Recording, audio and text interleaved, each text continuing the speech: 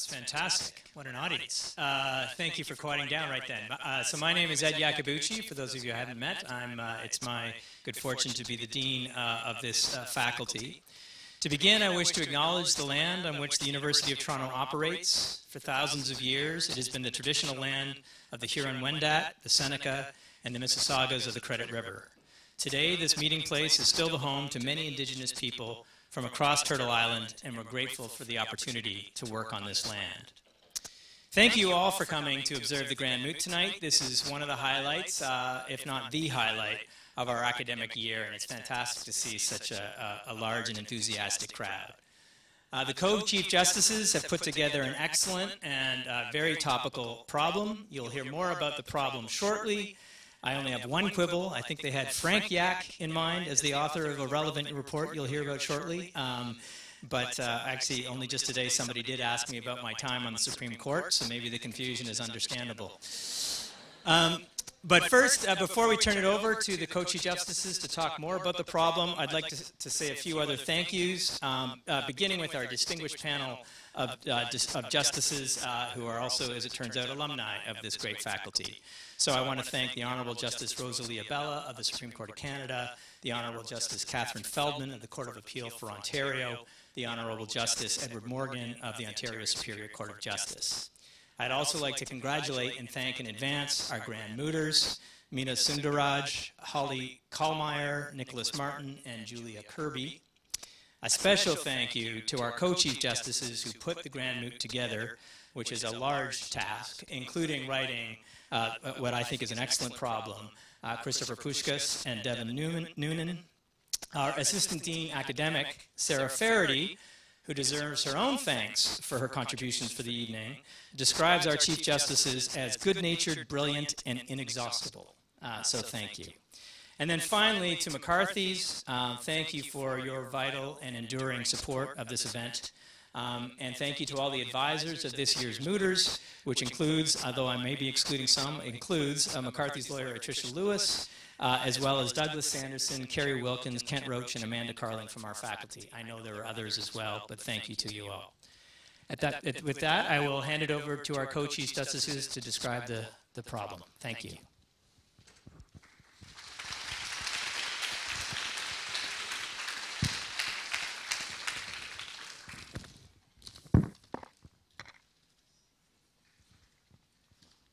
So like the Dean, we'd also like to take a moment to thank our generous sponsor, McCarthy Tatro, for all of their help. From logistics to substantive law, you guys have been an invaluable asset to us. And on behalf of the Moot Court Committee and all the Mooters, we'd like to reiterate our deepest thanks. So before turning the Moot over to the real talent here, we'd like to take a moment to set the factual matrix upon which this Moot takes place. This year's Grand Moot focuses on juries and what it means to be entitled to a representative jury. The appellant is Gladys Carroll, an Indigenous woman living on reserve in the district of Lenora. The district is located in the province of Falkner and the country of Flavel. Falkner and Flavel are fictitious places with common law, legislative, and social histories identical to that of Ontario and Canada, respectively. Jury selection in the province takes place in 3 stages. First, jury rolls are prepared by a local sheriff. This involves mailing physical jury service questionnaires to residents in a district and having them fill it out. Every eligible person who fills out a questionnaire is placed on that year's jury roll. Second, at the request of a judge, names from the jury roll list are selected by the sheriff to constitute jury panels. Third, and finally, through an in-court jury selection stage, a petty jury is selected from amongst the members of the jury panel to hear a criminal trial. On-reserve Indigenous residents account for 35% of Lenora's population. Almost all Indigenous peoples live on one of the 46 First Nation reserves located in the district. Despite the substantial population, however, Indigenous peoples have been systemically underrepresented on Lenora's juries. Historically, this underrepresentation was caused by 2 factors. First, Lenora was unable to properly deliver jury service questionnaires to reserves because they used inaccurate and out-of-date mailing lists. Second, due to Flavel's troubling colonial past, many Indigenous peoples feel alienated from the criminal justice system and have chosen not to respond to jury service questionnaires. Following a widely disseminated documentary in 2008 which highlighted these issues, the province decided to act. two initiatives were introduced. First, the province dedicated a substantial amount of resources to updating the on-reserve mailing lists. By 2010, these efforts resulted in mailing lists as accurate as those used off-reserve. Second, Faulkner instituted a commission to investigate the underlying causes of low response rates. The subsequent YAC report made 11 recommendations to the Attorney General, which it concluded, if implemented, would help alleviate the problem. Following the publication of the YAC report in 2008, the province created a jury committee and provided them with a $25 million a year budget. Their goal and mandate was to implement each of the YAC report's recommendations. In 2010, however, Premier Dodge dismantled the committee for budgetary reasons. Ultimately, no steps were taken towards implementing any of the YAC report's recommendations. Following the dismantling of the committee, Indigenous response rates to questionnaires continued to fall. By 2018, only 7.5% of on-reserve residents were responding to the questionnaires. Conversely, 70.6% of off-reserve residents were responding to the same questionnaires. In the face of these falling response rates, Lenora, through the efforts of Stephanie Moon, a local bureaucrat, inquired into the low response rates. First Nations chiefs and community leaders responded either with silence or explicit requests to implement the YAC report. Given the lack of funding for the YAC report, however, Stephanie Moon and Lenora have attempted to address the issue by increasing the quantity of jury service questionnaires sent out. Despite these efforts, Indigenous response rates continue to fall, and less Indigenous peoples ultimately serve on Lenora's jury. So against that context, our challenge today takes place. In 2018, Gladys Carroll, who is an on-reserve Indigenous resident, was charged with second-degree murder, a charge against which she claims self-defense. However, that year, due to low response rates among Indigenous on-reserve potential jurors, although the jury roll of Lenora involved 700 persons, only 23 of these were on-reserve Indigenous residents, despite the fact that they represent 35% of Lenora's population. Today, Ms. Carroll is challenging Lenora's failure to increase on-reserve Indigenous representativeness on jury rolls on the grounds that the government's inaction to further such representativeness violates her rights to jury representativeness under Section 11 and her rights to equality under Section 15 of the Charter. At the trial court level, Justice Thompson agreed with both of Mrs. Carroll's complaints and allowed the action. However, at the Falconer Court of Appeal, a 2-3 judgment overturned the trial court ruling. The majority found that Section 11 does not guarantee a perfectly representative jury roll, and it entitles the claimant only to have a jury roll that is compiled through a fair process. They also overturned Justice Thompson's decision on Section 15, finding that there was no distinction created by a law. However, Justice Sanderson wrote a blistering dissent and would have upheld the trial judgment in its entirety. Today, before the Supreme Court of Flavel, there are 4 issues on appeal. First, whether Ms. Carroll's Section 11D and Section 11F charter rights were violated by the lack of Indigenous representation on Lenora's jury rolls. Second, whether Ms. Carroll's Section 15 rights were violated by the lack of Indigenous representation on her jury roll. Third, as the Supreme Court of Flavel has granted public interest standing to Ms. Carroll to make a Section 15 claim on the basis of potential jurors living on reserve in the District of Lenora, whether potential jurors living in this district have had their Section 15 rights violated.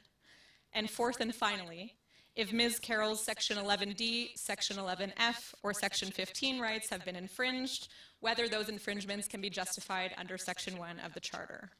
So with that, I will cede the floor to my colleagues, Nicholas Martin, Holly Kallmeyer, Julia Kirby, and Meena Sundararaj.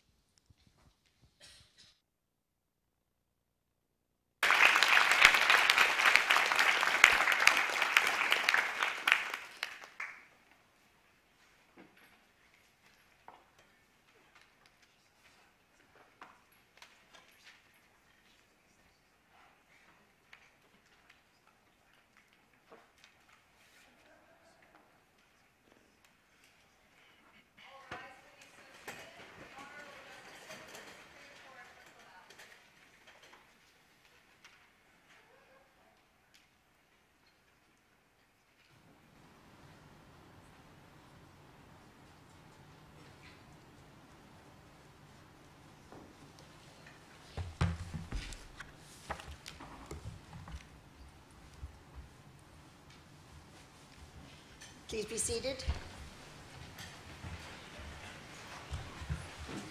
And welcome to my courtroom. It is such a kick to be in this room. So, I know her so well, she'd be thrilled to. The Queen versus Gladys Carroll. For the appellants, Nicholas Martin and Holly Kallmeyer. For the respondent, Julia Kirby and Meena Sundararaj. There.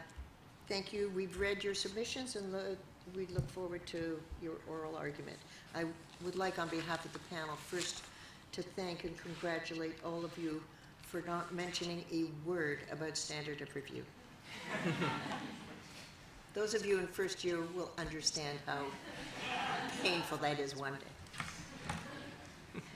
Mr. Martin.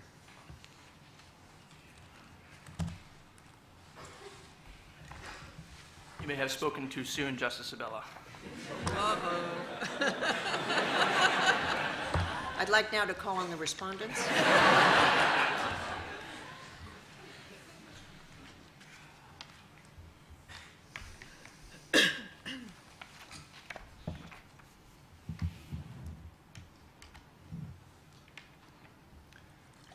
Good evening, Justices. My name is Nicholas Martin. My co-counsel is Holly Kallmeyer, and together we represent the appellant, Gladys Carroll. On the 2018 Lenora jury roll, which served as the foundation for the appellant's jury selection process, less than 4% of jurors were Indigenous persons living on reserve. This despite the fact that that demographic comprises 35% of Lenora's population. Faulkner had known about the underrepresentation of Indigenous jurors for at least a decade. With the Act report, it had studied the problem, learned about its root causes, and been provided with a variety of possible solutions. But when public interest in jury representation dissipated in 2010, Faulkner actively chose not to implement a single recommendation from the report and left the issue of jury representation entirely in the hands of a sole junior bureaucrat. It's the appellant's submission that the Charter demands more. And more specifically, Faulkner was obligated to implement a process that meaningfully facilitated and encouraged increased jury notice response rates from Indigenous communities in Faulkner. Faulkner's failure to do so violated the appellant's Section 11F right to trial by jury, Section 11D right to an impartial trial, and Section 15 right to substantive equality. Faulkner's inaction also violated the equality rights of potential jurors living on reserve. I'm going to be addressing the appellant's Section 11 arguments, and my co-counsel will address the Section 15 arguments and remedies. In terms of a brief overview of the Section 11 arguments, the Section 11F argument is that Faulkner breached the appellant's right to a trial by jury by failing to take reasonable steps to include the distinct perspective of Indigenous persons living on reserve. Where are you getting this test from? That's not the test that Justice Cromwell articulated in his dissent in Cocopanas, nor is it the test that Justice Moldaver articulated. So what is the test that you are now choosing? The test comes from Justice Laforme's decision in the Ontario Court of Appeal case of Cocopanas, and the origins of that test essentially come from the case of the Queen and Church and Scientology, another Ontario Court of Appeal decision. It will hopefully become clear throughout our submissions why we prefer Justice Laforme's test over Justice Cromwell's, and the primary reason is going to be that representativeness is best understood as a procedural right as opposed to a guarantee of a certain outcome. And your friend will explain how that emphasis on procedure aligns with her emphasis on substantive equality, which is about outcomes? Absolutely, she will, Justice Abella.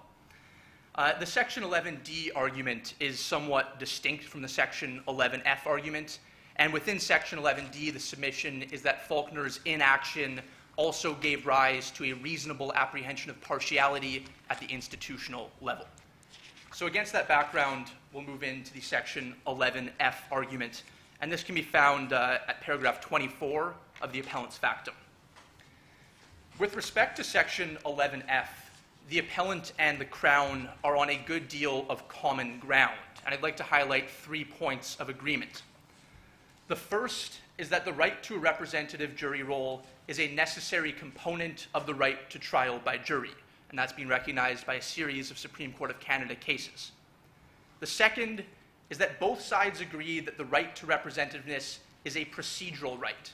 Analyzing a claim that representativeness was denied is about looking to the adequacy of the state's efforts as opposed to the final outcome.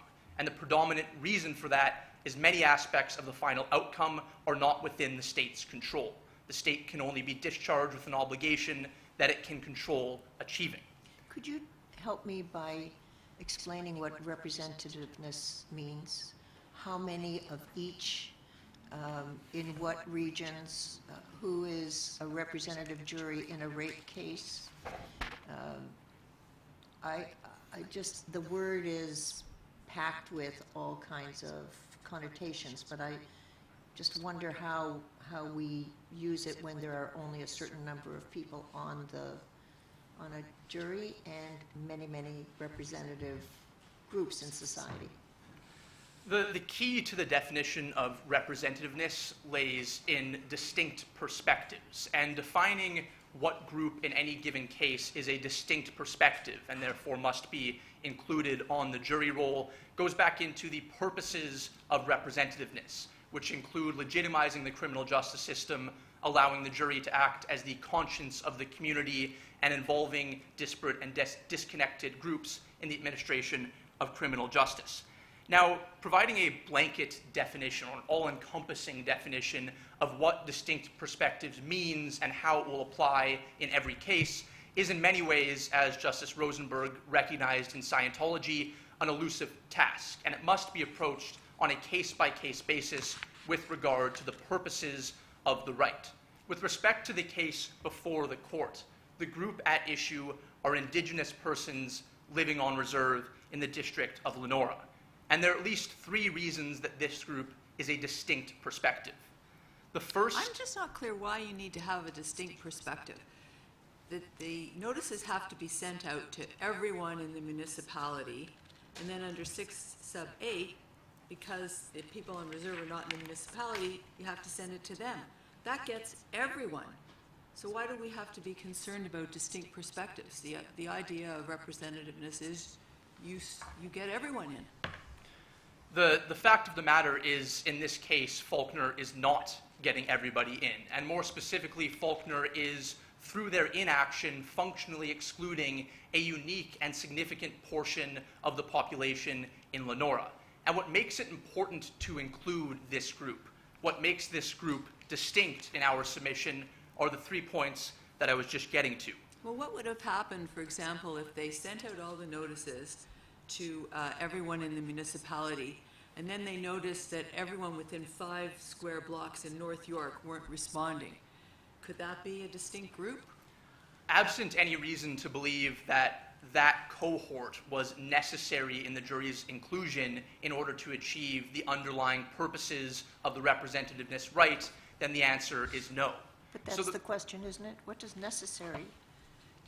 This goes towards impartiality and the suggestion of you want a representative jury so they'll be impartial.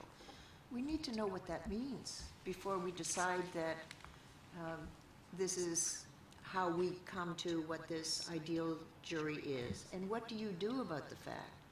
As my colleague said, you can have all of these notices go out if people don't want to be jurors. How do we address with the unfairness that creates? I'll address that question in 2 parts, Justice Abella. And the first is to say that in our submission, while part of the issue certainly is impartiality, or at the very least an appearance of partiality, that's not the only issue. And the right to trial by jury also imbues and contains a variety of societal purposes independent from the case-specific impartiality of a particular accused trial.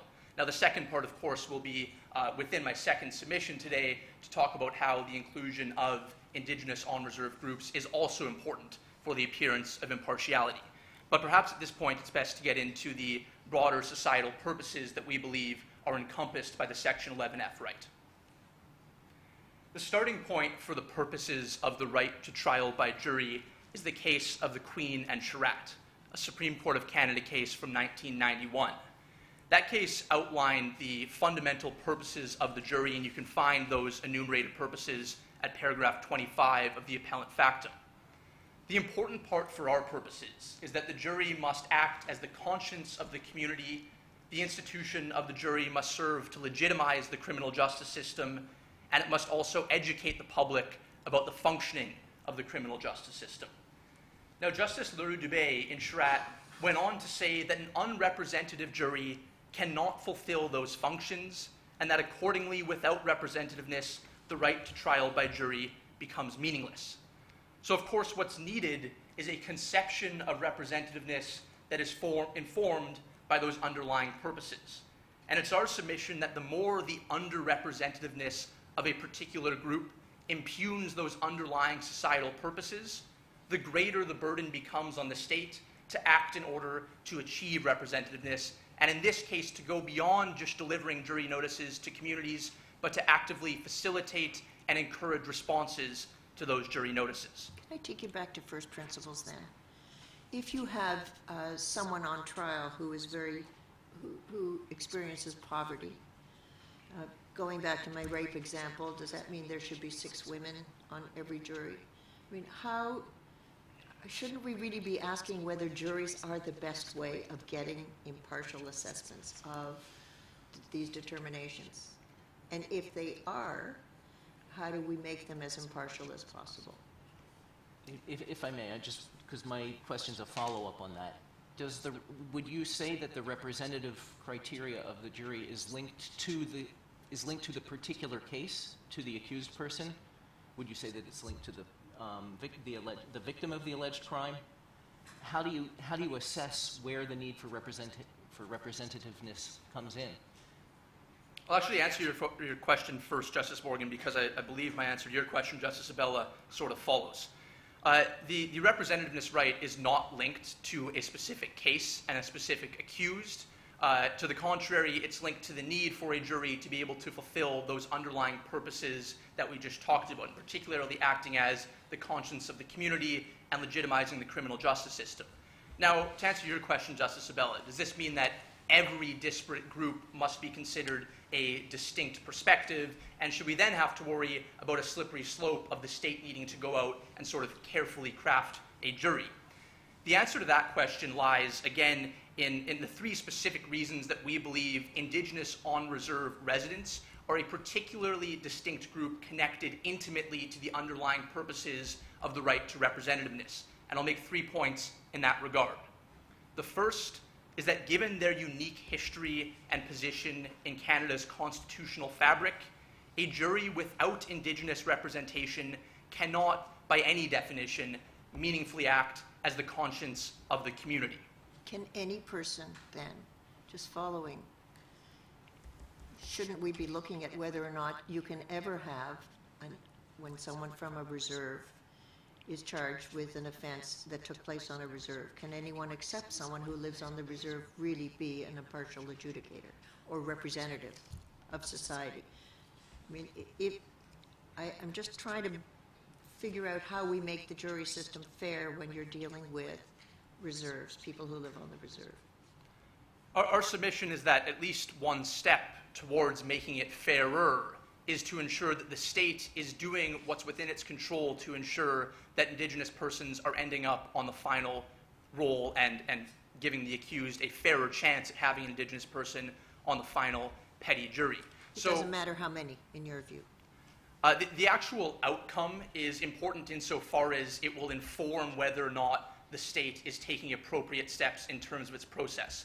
But once again, a fundamental roadblock when focusing exclusively on the outcome is that the outcome of the state's efforts are not entirely within the state's control. And that's something that the appellant, as much as we might like this court to hold otherwise, we submit has to recognize. So instead, we focus on the adequacy of the state's efforts and ensure that they do what is within their control in any given case to achieve representativeness on the jury roll. Can I just follow up on your answer to Justice Morgan? So is it your position that the fact that your client is from the reserve is irrelevant in this case? It's irrelevant in the context of the Section 11F claim. It may come into play in the context of the remedy that the individual is seeking. All right, you'll explain that. Well, the explanation there is that the Section 11F right, again, protects a representative jury, and no matter who the accused is, the representativeness of the jury is always defined in the same way. However, when we get to the question of remedy, it's conceivable that an individual who belongs to a group that is not represented may have a stronger claim in terms of the actual harm that they experienced by virtue of that charter breach, and therefore the remedial analysis presumably undertaken under Section 24(1) might be different in the two cases.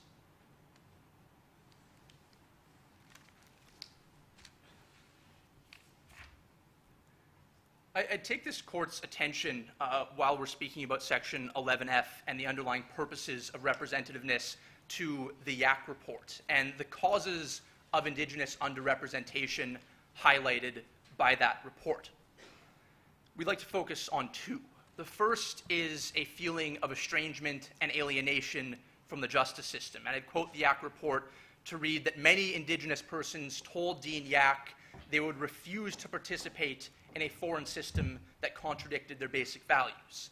The second is that these communities quite reasonably feel as though over time the justice system in Flavel has been a tool of oppression and abuse. And those factors have distanced these communities from the justice system to the point that they no longer have an interest in participating. Now, on the flip side, the very things that the jury system as an institution intends to achieve at the broader societal level can act as remedies to those underlying causes. So the jury system is in place to involve disparate communities and therefore legitimize the system in the eyes of those communities. What we can see is that the cause and effect of Canada, or Flavel rather's, colonial past creates a cyclical problem in terms of jury underrepresentation, and it's our submission that that cycle will not be broken absent meaningful state efforts to increase jury notice responses. It's a pretty low threshold, though, isn't it? If the state can rely on the fact that it's done everything it can, but the accused is still facing a jury which doesn't include anybody who is representative of her distinct group, you're saying that would nonetheless be constitutional because the reasonable efforts were made? And isn't that why Justice Cromwell's test is better? It's our submission that when it's operationalized, the difference between Justice Cromwell's test, and we'd be thrilled if you wish to adopt that test instead of ours, is actually fairly narrow. Insofar as Justice Cromwell says that we focus on outcome, but then have to ask if that outcome was caused by the state.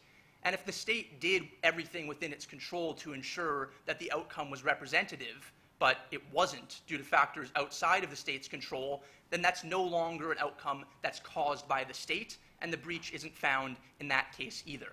Again, it's a premise that we'd like to be able to reject, but simply can't, and that's that the state can only be responsible for what's within its control. At this time, I'd move very briefly to our submission on the honor of the Crown, and the submission, put simply, is that Section 6.8 is a constitutional necessity which involves an explicit relationship between the state and Indigenous communities and treats Indigenous communities differently, therefore engaging the honor of the Crown under Manitoba Métis. If Faulkner didn't have Section... Please. I'm just wondering what the effect of the fact that there's a duty to observe the honor of the Crown, how that plays out in actual steps that the Crown needs to take. It requires, as in the case of Manitoba Métis, the Crown to diligently and purposively fulfill the goal of its obligation to Indigenous communities. So in this case, given that Section 6 sub 8 is a constitutional necessity by which the Crown achieves Indigenous representation, the honor of the Crown would require the state to act diligently in achieving that end, and it's our submission that they certainly aren't doing so at the moment. Which is essentially your argument under Section 11, isn't it? Absolutely, and the honor of the Crown is part of the reason that Section 11 contains the heavy burden that it does. Is it your position that unless the government enacts all of the recommendations of the YAC report, they will have failed in their obligation? No, and our standard is a continuous obligation which will necessarily have to be evaluated on a case-by-case basis. While the YAC report provides substantial positive guidance to the state in terms of how they can achieve the representativeness obligations, once the state begins to take active steps to encourage jury notice responses, as opposed to merely delivering notices to the communities, these sort of high policy decisions that they make in terms of fulfilling that goal will be met with substantial deference. And as long as that approach falls within a range of reasonable alternatives, it's our submission that the court, as Justice Coe did in the Queen and Madabi, ought to defer to that approach. And your measure of reasonableness, will it turn on obtaining the result that you're seeking? The outcome will be one contextual factor in the consideration of reasonableness, but will not necessarily be determinative of the outcome. There are two guiding principles that I'll close with that we would ask the court to hold that the state must meet. The first is that the state must take an approach that is responsive to the causes of underrepresentation. And the second is that the state must act with government-to-government relationships with the leaders of these First Nations communities, and that derives fundamentally from the honor of the Crown. I'll leave my Section 11D submissions to our written arguments, and I thank you for your time. Thank you, Mr. Martin. Ms. Kallmeyer?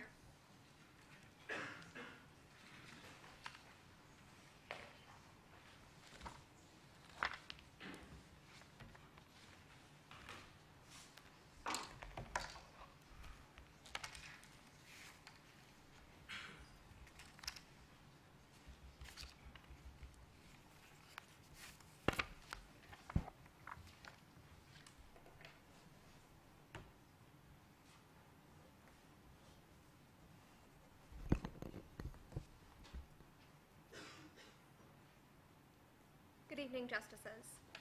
I will be delivering the appellant submissions on Section 15 and Section 1, as well as our submissions on remedies, time permitting. Our submissions on Section 15 begin at paragraph 57 of the appellant factum. The appellant has two Section 15 claims, one on behalf of herself as an Indigenous accused, and another on behalf of potential jurors living on reserve in Lenora. My submissions will track the two-part test laid out by the Supreme Court of Canada in Kakawistaha and Tapetat.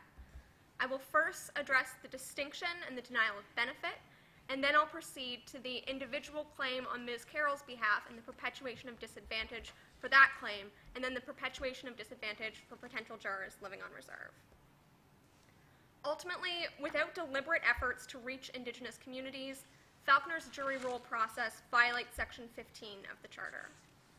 And before I begin the substance of my submissions, I'd like to address how my submissions relate to my colleagues' submissions.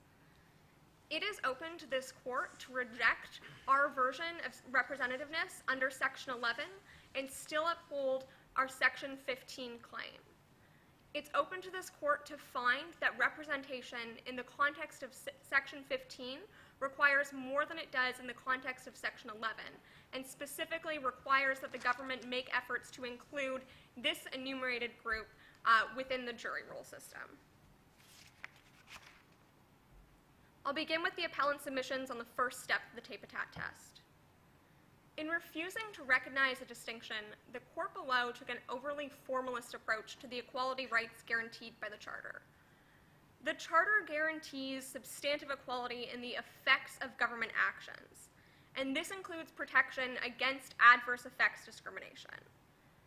The process for compiling the jury roll in Lenora had adverse effects on both Indigenous accused and on potential jurors. What do you say about what the respondents say in their factum that there have only been two cases in the Supreme Court of Canada that have given effect to adverse effects discrimination, and that they were much more specifically targeted than this case? It's true that not all of the Supreme Court of Canada jurisprudence is on our side. However, in this case, there is a clear adverse effect, and there's one that's striking, and that's the outcome of Falconer's jury roll process.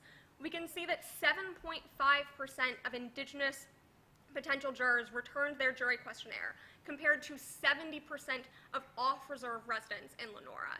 That is a stark enough difference for this court to recognize that there is an adverse effect that is imposed on that group. And I should be clear that we're not contesting the legitimacy of the Juries Act, and specifically the distinction drawn in Section 6.8. It's perfectly fine for the government of Falconer to approach obtaining lists for reserved communities different than they would approach those lists for municipalities. However, the appellant's claim arises out of the government of Falconer's facially neutral approach to fulfilling the Juries Act's mandates. Could you help me with that? I thought they were not adopting a facially neutral approach. I thought the argument was they weren't doing enough to make the jury representative, notwithstanding the distinct groups that they were responsible to and for. Now you're saying they treated this distinct group as if it were any other group? They did that because they didn't engage in particular efforts to reach this group, just as they didn't engage in particular efforts to reach particular municipalities. So that's why there's an adverse effect on this group, and that's why it's a facially neutral process.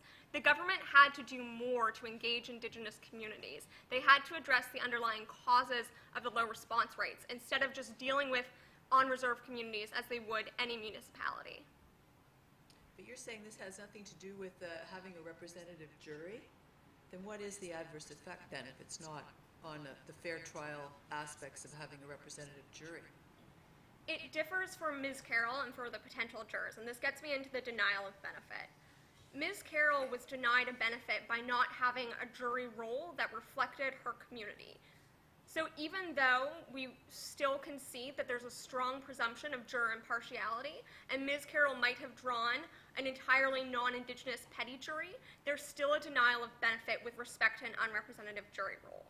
There are two reasons for, sorry, Justice Abella.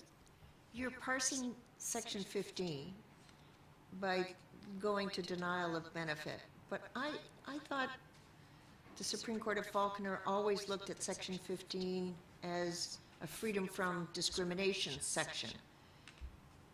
Where do we get denial of the benefit? This seems to be different from your argument that as an Indigenous woman, she experienced an adverse impact from the government's failure to do enough. And that took the form of a denial of benefit. But do we need denial of benefit? It might not be strictly necessary for all Section 15 cases, but it is useful as an illustration here of how Ms. Carroll was treated differently than, say, a non-Indigenous accused. And there are two ways that she was treated differently. But the benefit is having the representative jury, isn't it? Mm-hmm. That could be seen as a benefit. It's not the benefit that we are suggesting, because we can see that the role of randomness in the Juries Act and in the jury system is still important. So what is the benefit that you're focused on? A representative jury role, the knowledge that her community was involved on the jury role and that the distinct perspectives of that community were included. This is important because a criminal trial is the most intense and involuntary interaction one can have with the state. And an accused, particularly an accused from a marginalized background, should have the confidence that their community has been engaged on the other side of that process. That is a benefit that non-Indigenous accused faced in Lenora by virtue of the much higher response rates from off-reserve communities. In a more concrete sense, the unrepresentativeness of the jury role meant that Ms. Carroll was much more likely to have a jury array and a petty jury with no Indigenous representation at all. And indeed, she drew a jury array with no Indigenous representation. So for Ms. Carroll, it's as if Section 6.8 did not exist at all. So are you saying that the two are not linked? That is, it could, of course, it could be that you have low Indigenous representation on the jury roll, but by chance there is actually substantial Indigenous representation on the jury itself once it's picked. Yes. Right? Because these things happen almost, almost by lottery. Yes, there are two separate denials. So you're saying what really counts is the jury roll, not the jury that is actually going to try the case. Yes, Justice Morgan, that is our submission. All right. Well, that's curious because, of course, that doesn't necessarily bring any alternative perspective to Ms. Carroll's case. That's correct. It's possible that unique perspectives were included from her petty jury. That's fine, because we do have to presume that such a jury would be impartial and would not judge her case differently. So the denial of benefit that Ms. Carroll experienced was perhaps less tangible in the sense that it didn't relate to her conviction. It related rather to her confidence in the criminal justice system that was trying her. Okay, what I found curious, though, is the implication that she could have an argument that a right was denied to her, even if she had substantial Indigenous representation on the petty jury, because there was still not substantial representation on the greater jury roll. Perhaps if Ms. Carroll had drawn a jury array that had Indigenous representation, there would be no Section 15 claim in this case at all. That is possible, at least on her behalf as an individual accused. Okay, well, thanks. Potential jurors living on reserve were also denied a benefit. They were denied an opportunity, a meaningful opportunity, to participate in one of Flavel's most important civic institutions, the jury. While many may not see being called for jury duty as a benefit, for a community that is overrepresented in incarcerated populations, the jury system and participating on that system in a constructive way is indeed a benefit. But how were they denied? They got the notices. The notices were sent out in abundance. There was communication with the chiefs to try and find out why they weren't answering. So how were the people who received the notices denied a benefit? I'll get into that more in the second step of the tape-a-tat test and the perpetuation of disadvantage. But what I'd like to say right now is that the systemic discrimination against Indigenous populations has erected barriers to their participation in the jury roll system.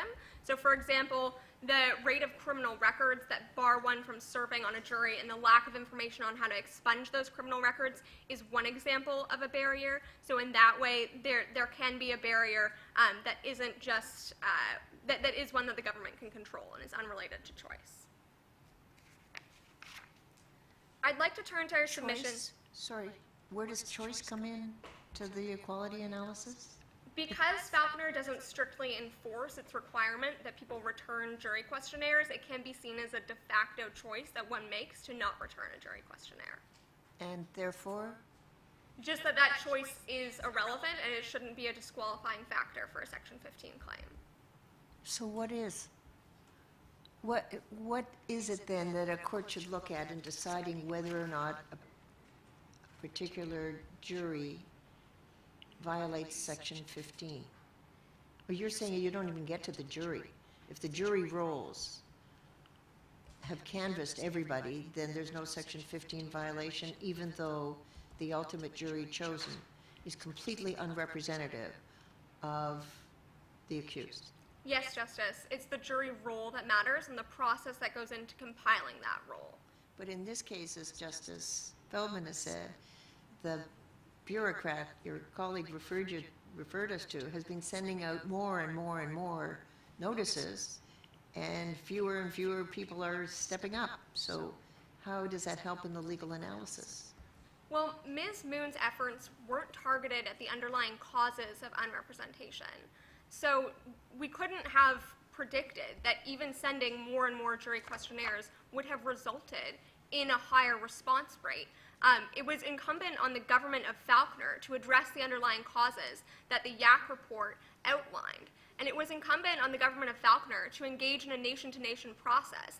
And that doesn't involve a low-level bureaucrat. That involves much higher interaction with chiefs and with reserve communities. So what's the breach of Section 15 that you're alleging? We're alleging a perpetuation of alienation. So we have substantial evidence from the Yak report that Indigenous communities, Indigenous accused and potential jurors, face systemic discrimination that results in their alienation from the criminal justice system. That was perpetuated by the government of Falconer's approach to fulfilling the Juries Act and to compiling the jury rolls.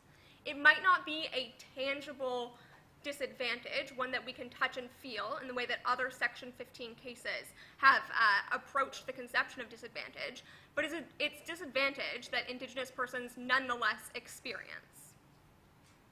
But you're not challenging the constitutionality of Section 6, sub 8, which deals with Indigenous people. No, that is a perfectly appropriate way for the government to try to compile lists to contact potential jurors. Even though it may have a disparate impact on the very people it's meant to help. It's not the act that would have a disparate impact. If the government didn't have Section 6.8 and, say, approached the jury compilation process the way other provinces do by obtaining data from the Ministry of Health or the Ministry of Transportation, there could still be an adverse effects claim. We just wouldn't have as strong of a factual record to understand that there was an adverse effect operating there. I'd like to move on to the Section 15 claim on behalf of Ms. Carroll and the specific perpetuation of disadvantage that we bring forward. Ms. Carroll faces particular pre-existing disadvantage as an Indigenous accused. And in law, Justice Iacobucci noted that pre-existing disadvantage is one of the most compelling factors favoring a finding that a distinction is discriminatory. The Iac report recognized this pre-existing disadvantage. And in Canada, the courts have taken judicial notice of the disadvantages that Indigenous accused face, in particular in Gladue and in Appealy. The government's process exacerbated this alienation in the form of Ms. Carroll's distrust and alienation from the criminal justice system that she was being tried in front of. It's important to recognize that Ms. Carroll's pre-existing disadvantage stems out of a colonial history in which the government of Falconer and Flavel were active participants and active oppressors. This is why the government's inaction widened the gap between Ms. Carroll and the rest of society. The government's inaction was deliberate. It sent a message to Indigenous persons that their perspectives simply weren't worth including on the jury roll past a certain point. This perpetuated Ms. Carroll's alienation, and it impacted her human dignity. Ms. Carroll knew her jury array would not be randomly selected from a jury roll that included people with a similar background to her, and particularly with a background that was relevant to her interaction with the criminal justice system. While human dignity is no longer a strict element of the test under Section 15, it's still relevant because it gets to the core of the substantive equality guarantee set out by the court in Andrews. And in many cases, in Section 15, human dignity might be irrelevant because there's a more tangible disadvantage. We said, I think, in the CAP case that human dignity is always relevant, but it is never something that the complainant has to prove. Correct.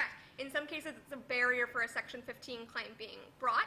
In this case, it advances our Section 15 claim, and that's why we're specifically noting that there's a human dignity interest affected.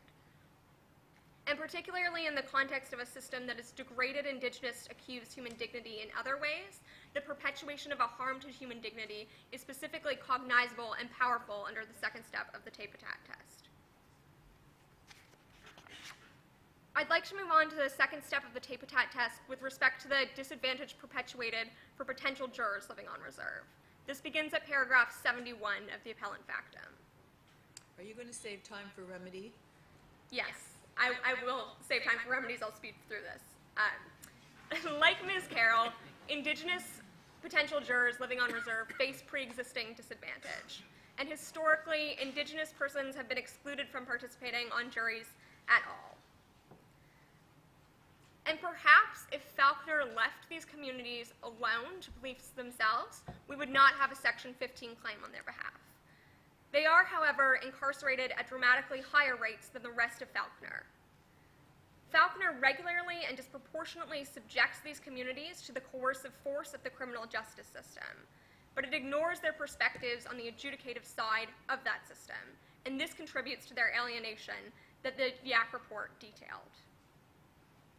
And given time and the bench's interest in remedies, I'll skip past our claim on stereotyping, and I'll briefly address Section 1. And this begins at paragraph 82 of the appellant factum.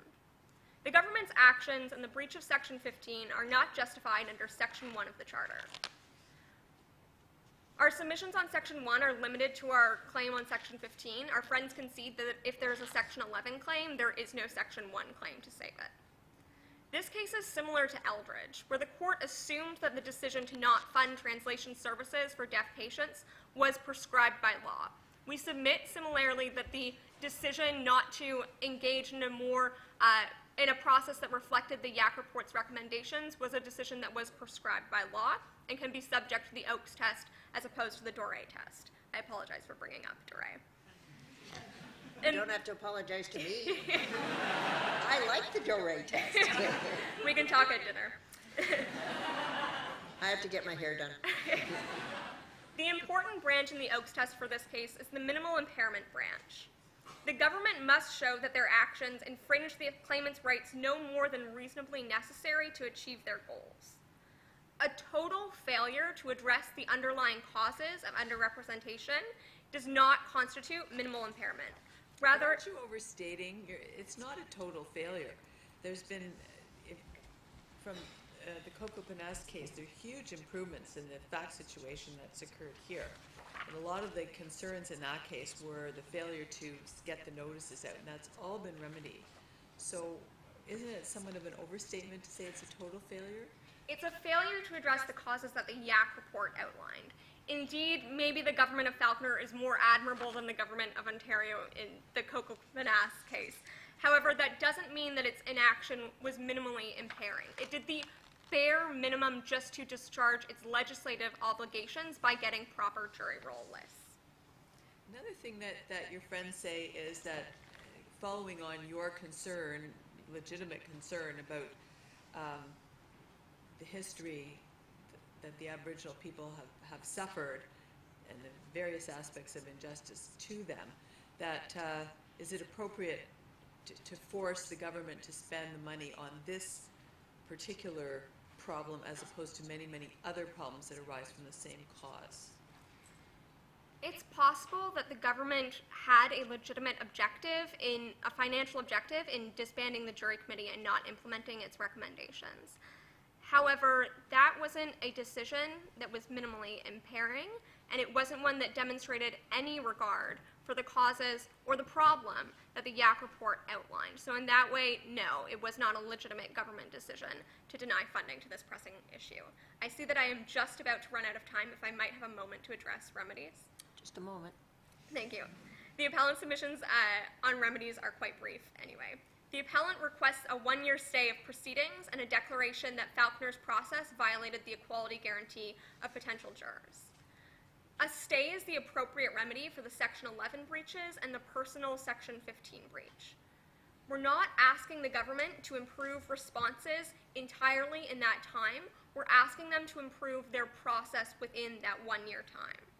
And indeed, in the Queen and Madabi, the Ontario Superior Court had no trouble assessing the process and the improvement without a declaration from the Ontario Court of Appeal or any appellate court as to what process would actually be proper.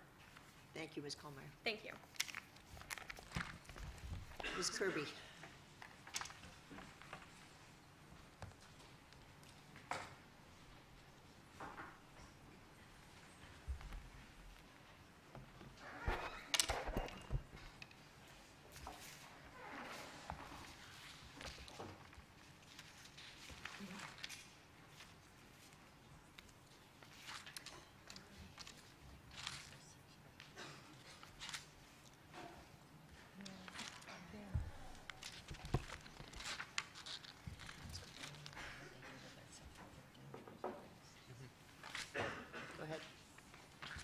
Good evening, Justices. I would like to begin by noting that if this court does not agree with the Crown in this matter, we intend to invoke Section 33, the notwithstanding clause, in order to achieve it anyway. And we intend to override you. Legitimate. My name is Julia Kirby, and together with my co-counsel, Meena Sundararaj, I represent the respondent, the Crown, in this matter.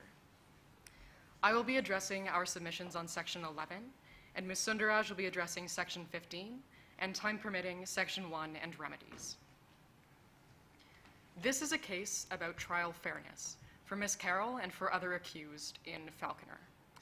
The fraught relationship between Indigenous people in Flavel and the justice system is a complex problem with historical, social, cultural, and political dimensions. It deserves the considered attention of the government. Section 11, on the other hand, is an individual guarantee to a fair trial process.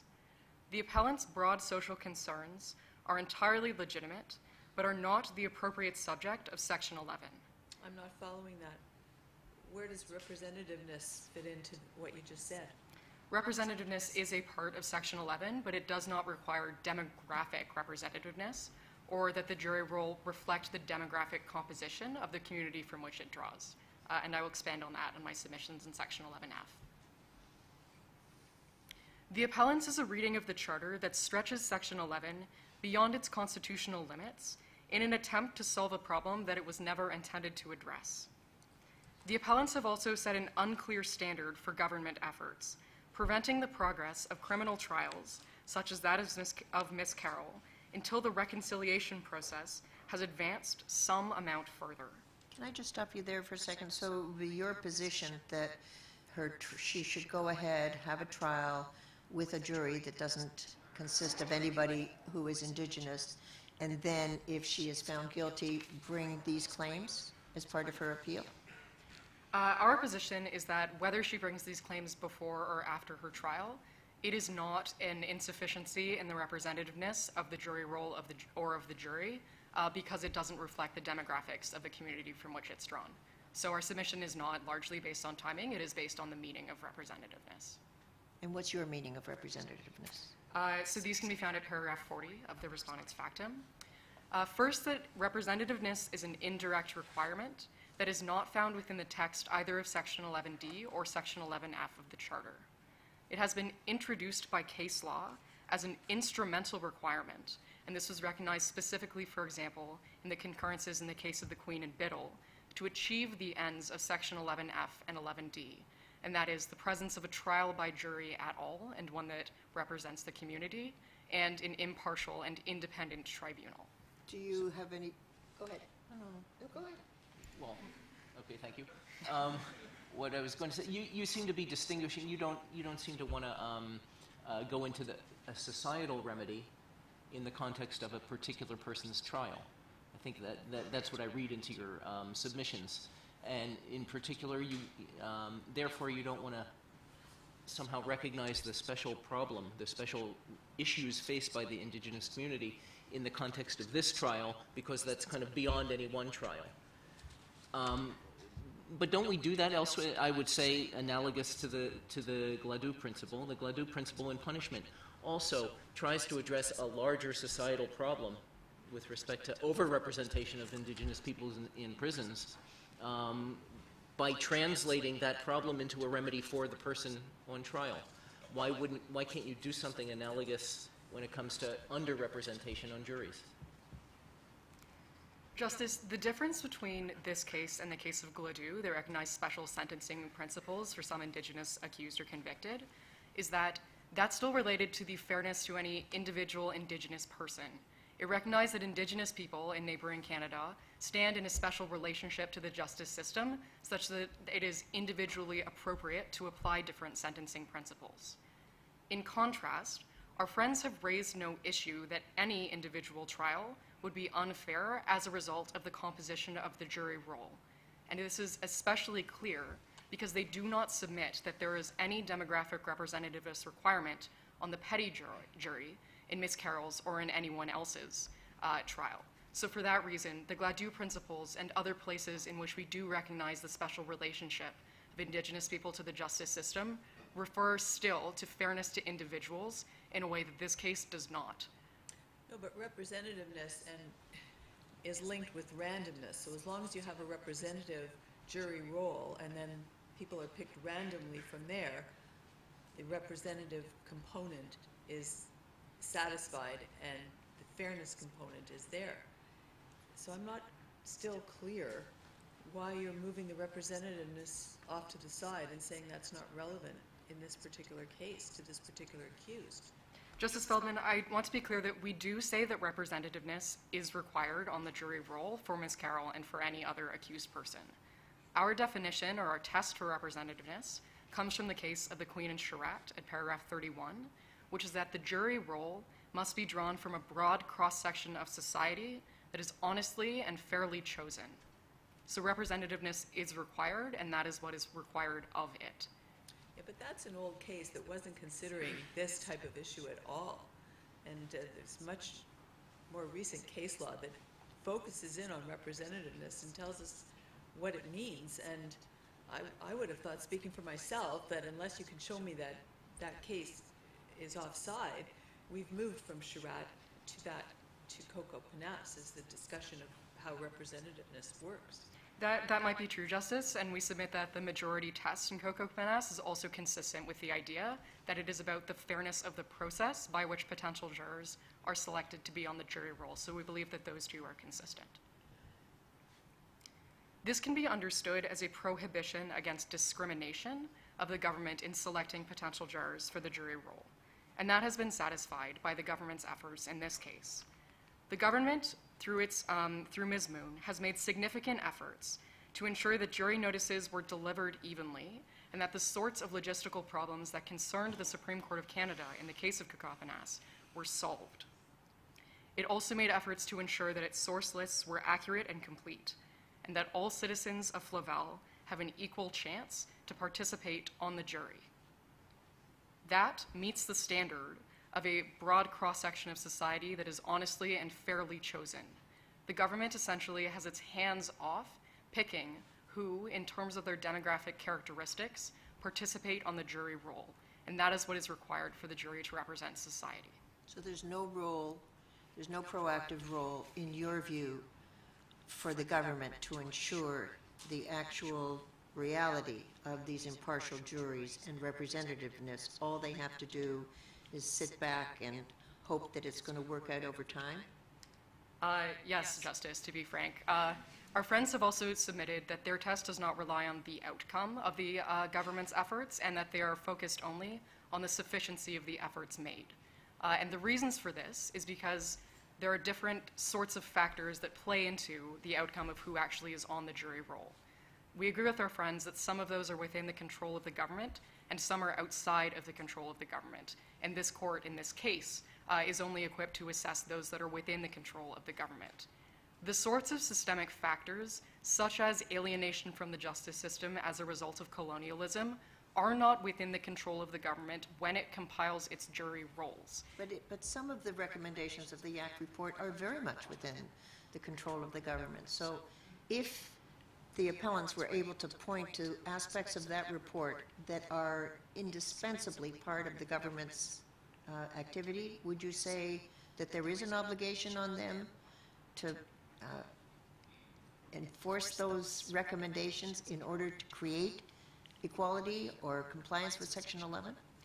No, Justice. And the So reason... there's no, okay, all right. Sorry, go on. So there is no positive duty on the part of government to ensure compliance with the principles behind Section 11 and Section 15? We would not put it that way, Justice. The principles behind Section 11 and Section 15 in this case do not refer to the demographics of the jury roll, and I can expand on that in my submissions related to Section 11F and 11D. So our submissions on Section 11F can be found at paragraph 43 of our factum. The principles behind Section 11F are that the accused has the right to a jury who can intermediate between the power of the government and the interests of the accused in a criminal trial. This provides for the input of society in the criminal trial and is a prophylactic against the exercise of arbitrary power by the state, as was recognized by the Ontario Court of Appeal in Scientology. This right is held by the accused as an individual whose basic rights and liberties are on the line in a trial where the state is the singular antagonist of the individual. But you've used the word society, which leads right back into the whole issue of who is included in society to make your test a viable test. And that's the whole issue here, is that if the Indigenous unreserved people are not included, then the whole test that you've just set up that involves society hasn't been satisfied.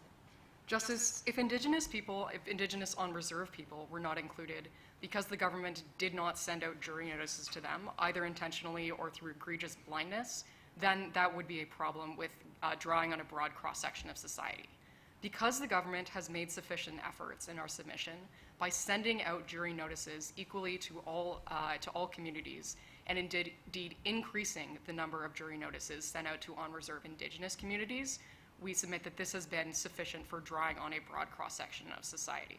So does it come down to this court deciding whether or not the government has made sufficient effort? Yes. Yes, that is our test as well as our friend's test. And what's the measure we use to decide? Do we look at outcomes? Not on our submission, Justice Abella. What do we look to? We look to the fact that the government has provided an equal opportunity to all of its citizens to participate on jury rolls. And the Eldridge case, for example, wouldn't your submission come down to a person with a disability who was in a wheelchair having a right to participate in a jury, but in the absence of ramps, there's no obligation to provide access into the building? There's a disconnect between the aspiration and where the government fits into reifying the aspiration, isn't there? Justice, I believe that my co-counsel who is making submissions on Section 15 will probably be better equipped to answer this question. There is in Section 11 no right to be on a jury roll or to be on a jury panel. The right belongs to the accused, and the accused has the right to have a jury that broadly represents society, not one that represents any particular distinct perspective held in society. Now, you're up against an historic reality as well. I mean, we used to have all-white juries in the American South. People of a particular gender. And we came to understand that that wasn't what we understood by juries. Isn't that what the nature of this claim is here? An impartial jury has to take into account the person being judged by some in the position to understand who they are, what they come from. Justice, that leads me well into my submissions on Section 11D, but to answer your question briefly, if it were the case that the government was picking particular groups who were exclusively allowed to participate on the jury, for example, men, for example, non-Indigenous people, that would fail Section 11F because the government would not be compiling its jury roll fairly. But it's not, you said it has nothing to do with the government. It just happens. If you send out the notices and what happens is all men, all white people, all able-bodied, you're saying that's fine. But Justice, if that were the case, if the government was sending out its jury notices in a fair manner and a different group was failing to respond, for example, women or, for example, people of color, that would be evidence of a broken relationship between the justice system and the people who it is designed to represent. who's got a duty to fix it? The government has a duty to fix it, and that is a deep political issue that should absolutely be addressed. However, as long as the government is compiling the jury rolls in a fair manner, that is still not a violation of Section 11F or of Section 11D. But if the government has the duty to fix it, then doesn't that link back into being a violation? And that's exactly what Justice Cromwell said in his articulation of the test. They have a duty to make sure that there's a representative jury, and there's a breach if there's no, if we don't have a representative jury. But then you look to see what steps they've taken, and if they've taken reasonable steps, then they're doing all they can. Justice, because representativeness does not refer to the presence of any particular kind of person on the jury roll, the government has met that standard here. I can move on to my submissions on Section 11D, which might clarify some of these concerns. These can be found at paragraph 52 of our factum. Section 11D of the Charter guarantees Ms. Carroll the right to an impartial and independent tribunal at her trial, in this case, a jury. Our friends have raised no concern that if Ms. Carroll's trial were to proceed with the jury roll as it is currently composed, there would be any problem with the fairness of her trial. The reason for this is because there are numerous procedural safeguards in place in the jury selection and in the trial process that guarantee that the jury as selected will be impartial. It is therefore difficult to locate the constitutional violation that our friends are alleging when Ms. Carroll and anyone in her position of any demographic characteristic is entitled to a fair trial. Do you not think that there's room for arguments based on an appearance of impartiality as well as actual impartiality? The safeguards are all about actual impartiality, but they do nothing for the optics of justice, which in all kinds of other contexts are considered to be very important. There is room for the appearance of partiality as well as actual impartiality, and we believe that the safeguards are relevant to both. Given that the test for reasonable apprehension of bias from the case of Valente and the Queen is that a reasonable and well-informed person who was observing the process would perceive that there was bias in the process. We believe that a reasonable person who was informed of these procedural safeguards would not perceive that there was bias in this case. Although reasonable apprehension of bias might sometimes be a higher standard than impartiality itself, and this was recognized, for example, in the case of the Queen and Biddle, we don't think, or we don't submit, that that standard has been met either in this case, because our friends have not located any instance of even perceived bias in the individual trial of Ms. Carroll or of anyone in her shoes. The safeguards to which I refer include Ms. Carroll's unlimited ability to raise a challenge for cause to any potential juror, including on the basis of racial bias, if that is what our friends are concerned with. And this was addressed explicitly in the case of the Queen and Williams. They also include, currently, the availability of peremptory challenges equally to both parties, detailed instructions from the trial judge instructing the potential jurors to abide by their oath or their affirmation to judge fairly, and the presence of the oath or affirmation taken by a potential juror itself. The appellants rely on an unarticulated premise that an otherwise qualified member of Flavelian society would be unable to judge an accused fairly based on a characteristic of their identity. This is not in accordance with the case law of the Supreme Court of Canada, our neighbors, and also, if it is true, undermines the entire jury system in Flavel. The presumption of juror impartiality is not only supported by these procedural safeguards, but is essential to the existence of the jury itself. If we accept the premise that the demographic identity of a potential juror changes the way that they are going to decide, participate in deliberations, or deliver the verdict, then the jury system entirely becomes unworkable, because no set of 12 people can adequately represent the demographics of Flavelian society or of Lenora or of any given judicial district. But the suggestion isn't that it's the demographic identity of the individual jurors.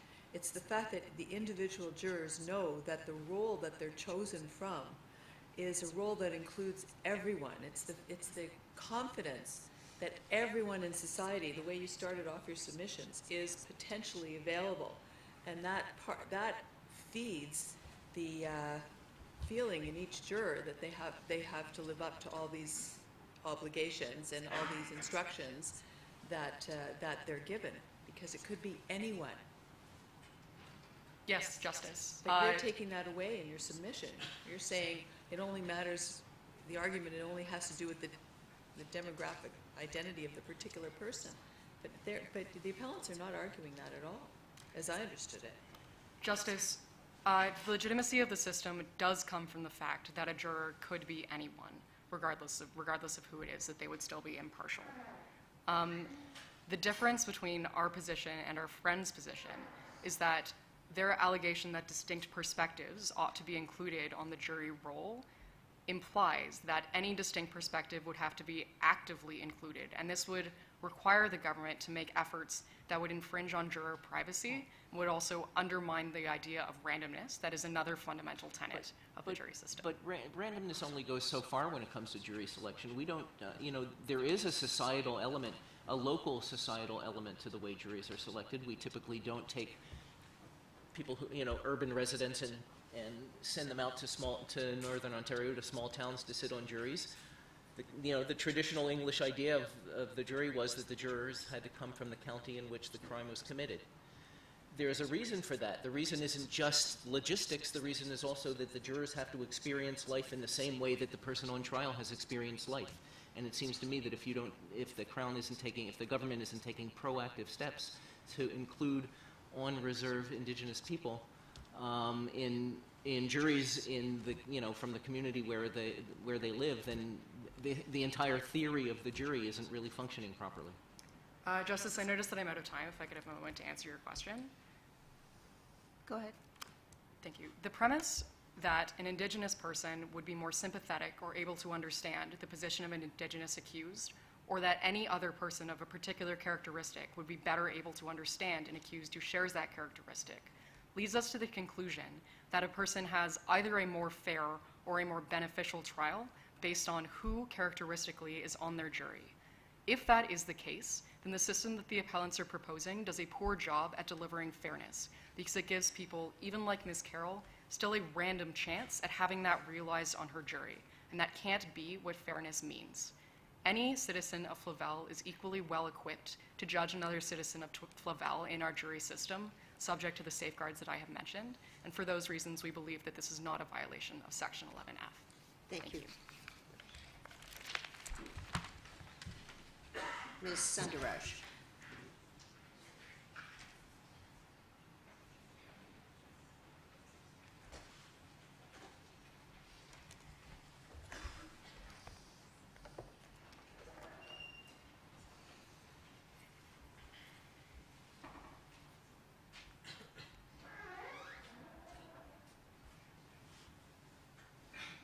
Good evening, Justices.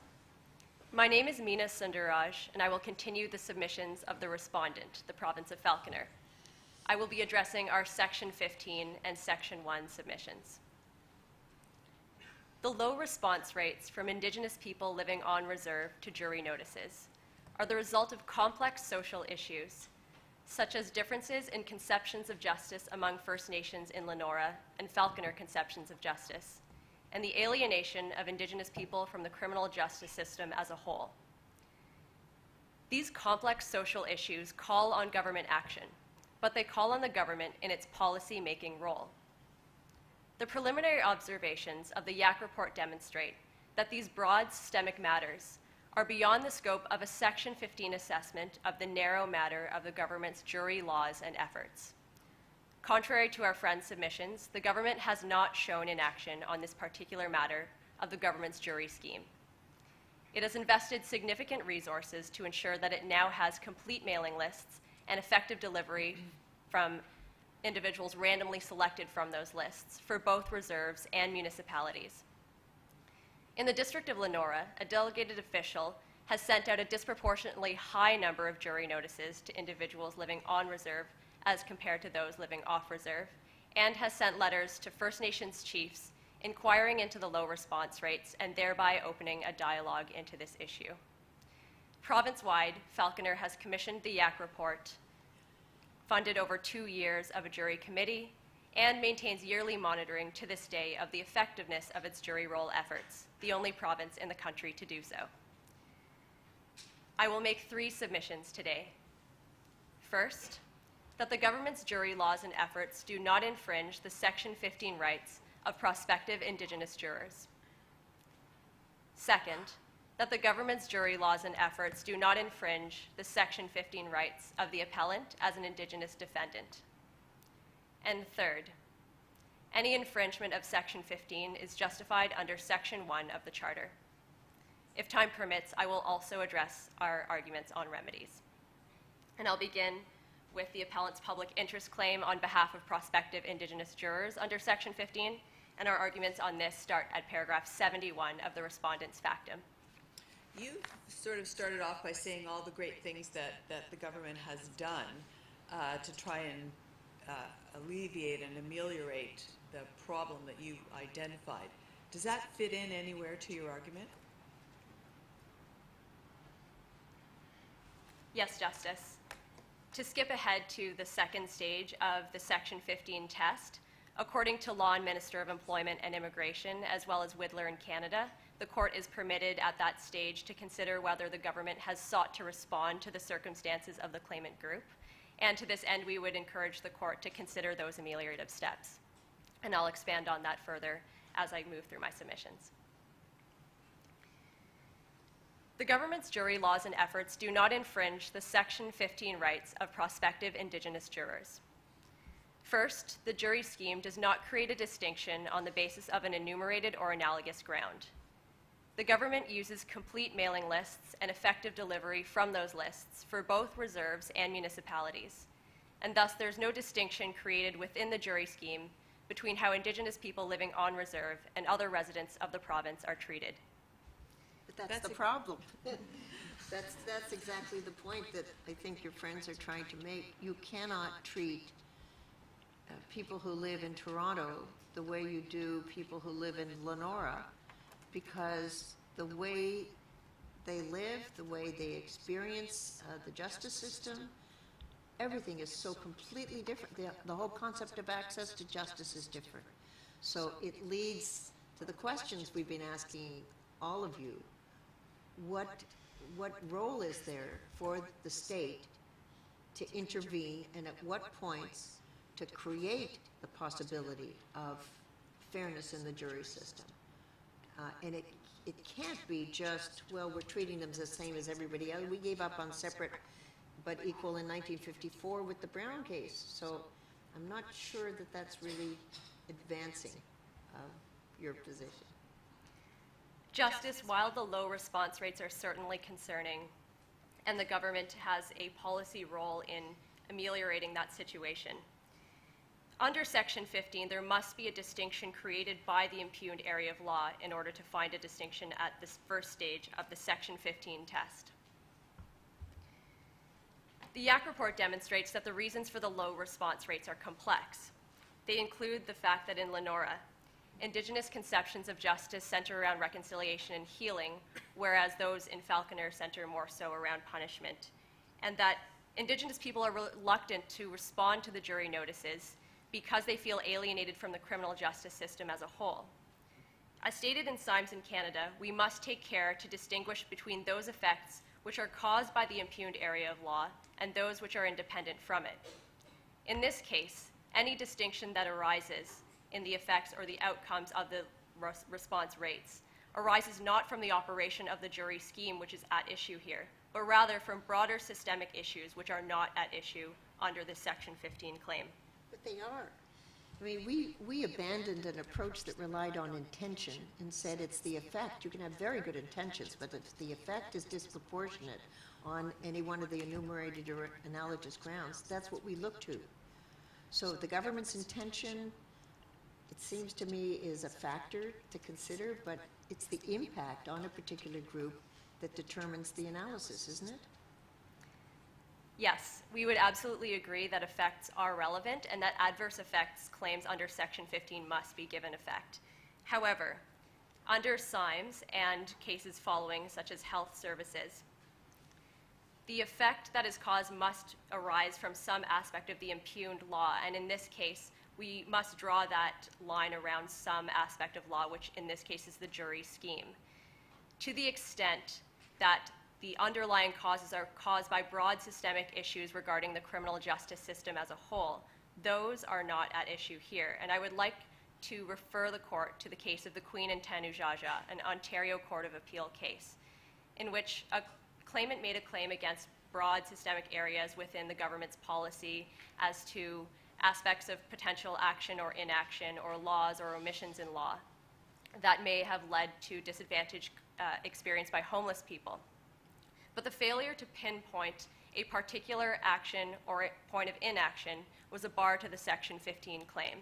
In order for the Section 15 analysis to be coherent, there must be some ability to pinpoint a particular point of inaction or law or omission in law. But that's what I asked you at the beginning. You've acknowledged that all those great things that the government has done to try to ameliorate the situation should stand in your favor. So does not go against what you're saying. You're saying that you have done things and that all those things should count in saying that there's no breach. Yes, Justice, and perhaps now would be an appropriate time for me to move to the second stage of the Section 15 test, under which we do rely on these ameliorative steps. Under Law and Withler, the court has stated that government attempts to respond to the claimant's circumstances should be considered in order to perhaps find that the government's efforts within that particular area of law have not been discriminatory. What step does that come in under? Is it part of the Section 1 analysis?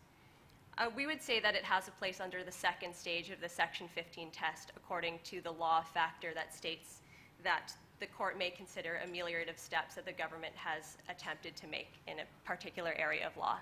Which case is that? Law and Minister of Employment and Immigration. Oh, the one we overturned in CAP. Okay, just saying.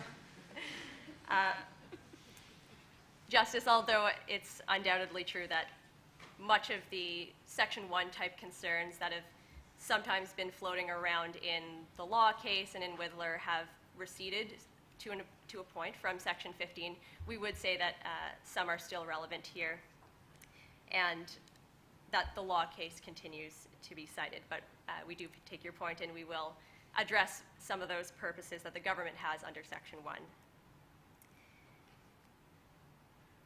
You're not making, or are you, a claim under Section 15.2 that these are ameliorative steps and therefore they should be protected by Section 15.2 of the Charter?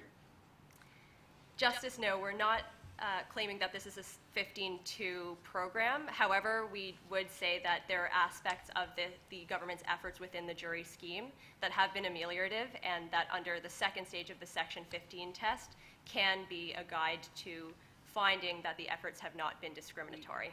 When you're describing the ameliorative policies of the government as a defense for the government, that is to say, we've tried, so you can't accuse us of not trying too hard, of not trying more, right? That is, it doesn't really matter from your point. The logic of your argument seems to be that it doesn't matter that they haven't been ameliorative.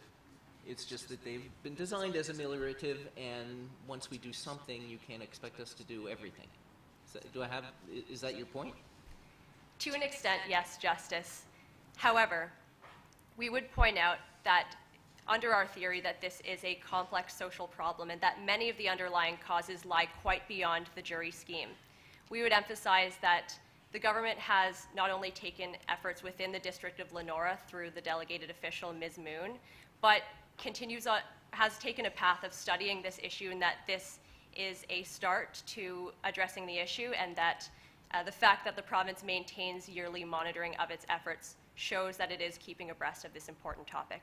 At what point will the court be able to decide they've now succeeded? Justice, that would be a question that we'd equally like to ask, and that we would ask of our friends. One of our contentions on this appeal is that our friends have brought is that it is difficult to articulate a constitutional standard here. And that is another difficulty with these claims that do not point particularly to any point of inaction or action that the government may take. But their response, Mr. Martin's response anyway on the Section 11, was that as long as, the problem is that the government just stopped implementing the ACT report. But if they were continuing to do it, then the appellants would be happy, as long as there was an ongoing effort and they hadn't just thrown in the towel, that would be sufficient. Justice, the fact that the government could make more efforts does not mean that there's a Section 15 violation, and there's a difference between what the government should do in its policy-making role and whether there has been a Section 15 violation that satisfies these two stages of the Section 15 test. Perhaps now would be a good time for me to move to our submissions on the appellant's individual Section 15 claim. And on this we say that the government's jury laws and efforts do not infringe the Section 15 rights of the appellant as an Indigenous defendant. Our arguments on this begin at paragraph 83 of the respondent's factum. The jury scheme does not create a distinction on the basis of an enumerated or analogous ground with respect to Ms. Carroll. There's no difference between how the government seeks to engage her community in comparison to how it seeks to engage the community of other defendants. Additionally, our friends have not articulated a tangible disadvantage to their client. They have not proven that a proportionate Indigenous contingent on either the jury roll or the petty jury would affect the fairness or the outcome of a trial. Our friends have also raised the concern of a dignitary harm, and we recognize that this remains a part of the Section 15 test. No, it doesn't. No, not a discrete element, but a background factor indeed. In law, the court stated that human dignity and whether it's been infringed must be assessed within the full context of the claim. And in this case, the full context of the claim must take into account the government's efforts. The government's efforts, as I stated, have been considered here and have included a disproportionately high number of jury notices sent on reserve in Lenora, letters to First Nations chiefs, and a pattern of studying the issue province-wide. I'll move now to our submissions on Section 1, which begin at paragraph 99 of the respondent's factum. If there is an infringement of Section 15, it is justified under Section 1 of the Charter. The pressing and substantial objectives of the jury scheme are to take reasonable efforts to compile an impartial jury while respecting juror privacy. Representativeness has not been defined in Flavel as demographic proportionality, but random selection from a broad cross-section of society honestly and fairly chosen. I'll move directly to the minimal impairment stage of the analysis, as I believe this is where many of these debates occur. Can you just remind me, Justice Abella is going to know this, but are there cases where Section 15 breaches have been justified under Section 1? They are rare. I believe in the Lavoie case there was a Section 15 infringement that was justified under Section 1, but they are indeed rare. But we believe, in following the jurisprudence that has seen many of the Section 1 type concerns moved out of Section 15 and perhaps more properly under Section 1, we would still like to address the full Section 1 analysis. In this case, the government's jury scheme falls within a range of reasonable alternatives as required by the case of Alberta and Hatarian Brethren. Complete mailing lists and effective delivery to individuals randomly selected from those lists are reasonable efforts to compile an impartial jury while respecting juror privacy. Where does that concept come from? It's intriguing. Juror privacy, is that a legal principle? Justice, in the Queen and Cacoponis, a very recent decision with similar facts to this one, and also a claim about representativeness, Justice Moldaver acknowledged that juror privacy is a foundational principle of Flavel's jury system, and so on that basis we would say that it is an important objective of the jury scheme. And so sending a notice to people violates their privacy, or they have a right to ignore them based on their privacy? That's the position? No, Justice. Sending the notices is absolutely required, and there would be a Section 15 and perhaps likely a Section 1. Section 1 would not save Section 15 if the government had not had complete mailing lists and was not effectively delivering notices to individuals randomly selected from reserves and municipalities. So what's the violation, the potential violation of privacy rights that you're referring to? The violation occurs where the government is compelled to do more than deal with these complete mailing lists and random selection from those lists, and I can elaborate on some examples now. Many of our friends' suggestions would impinge on juror privacy. For instance, if the government made targeted efforts to actively encourage individuals living on reserve to participate, it may then be required to actively encourage other members of the community who do not appear on the reserve lists, for instance, individuals who previously lived on reserve or who have close ties to a community that lives on reserve. In this sense, the government would be compelled to collect information from those individuals in a way that does not comport with the privacy that is afforded by our jury scheme. Additionally, our friends suggest arranging travel arrangements for certain jurors, and that too would involve following up with jurors in a way that does not conform to the privacy that we expect from our jury scheme. Other examples that interfere with these competing objectives of the jury scheme, including not only an impartial jury or reasonable efforts to form one, but jury privacy and random selection. The suggestion of volunteer juror lists would disrupt the randomness that is vital to our jury selection process, as acknowledged in the Queen and Cacoponis. I'll conclude my submissions by speaking about remedies. And these submissions begin at paragraph 108 of the respondent's factum.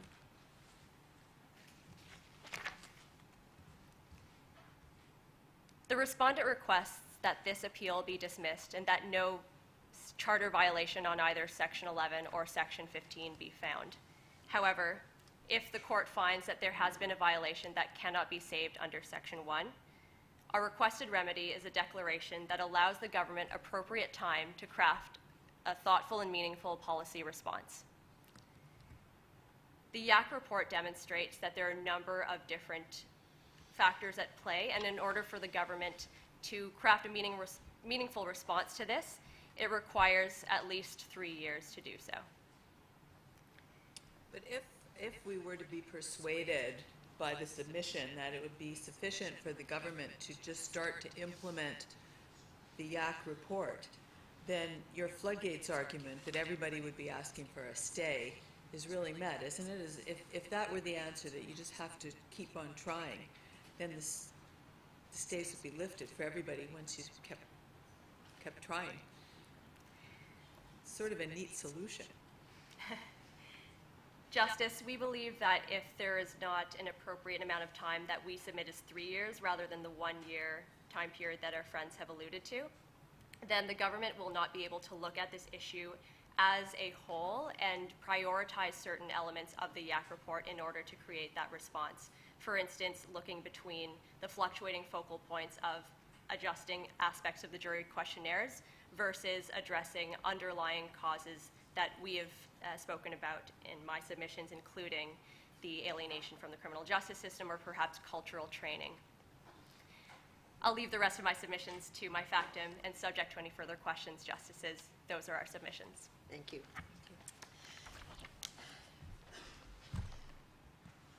We've heard some excellent submissions. I think at this point we're going to retire and see how to deal with these submissions and see if we can resolve some of these concerns. So we will retire briefly, come back soon.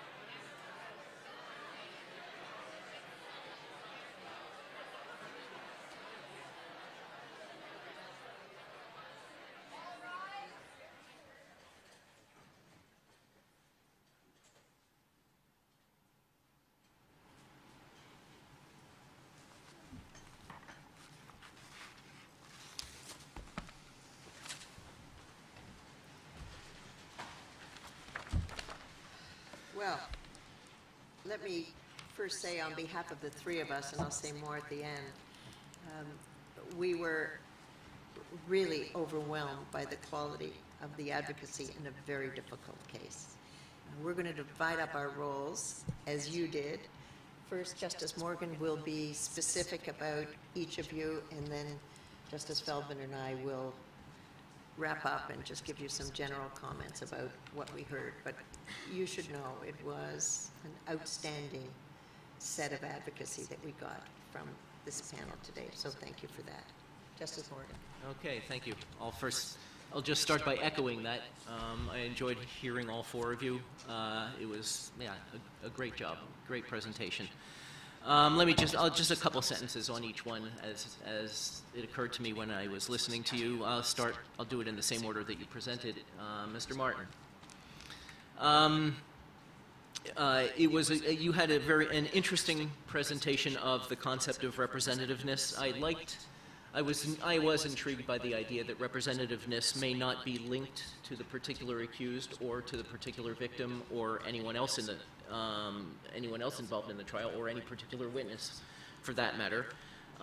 Your argument, it was intriguing. It suggests that Indigenous representation is necessary for juries regardless of the case. That is, there could be no Indigenous person, no Indigenous law issue, nothing to do with Indigenous people in the case, and yet Indigenous representation is still necessary for a properly functioning democracy and a properly functioning jury system. It's a very all-encompassing view of Indigenous equality and Indigenous full participation in society, not often articulated. One doesn't usually hear this kind of thing articulated, but you did it with confidence, and it was incredibly interesting. So I thank you for opening our minds to that. Ms. Kallmeyer, I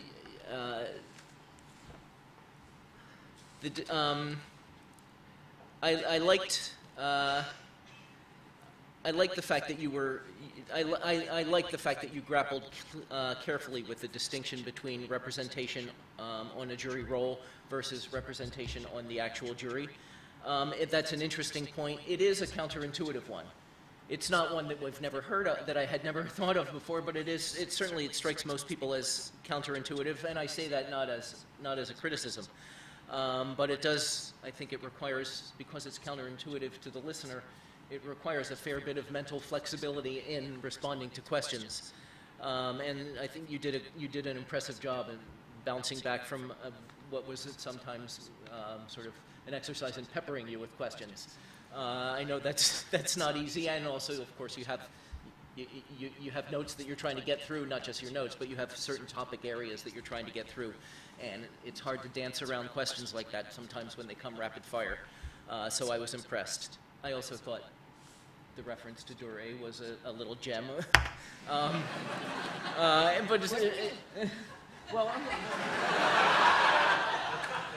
Your decisions come to me. I know.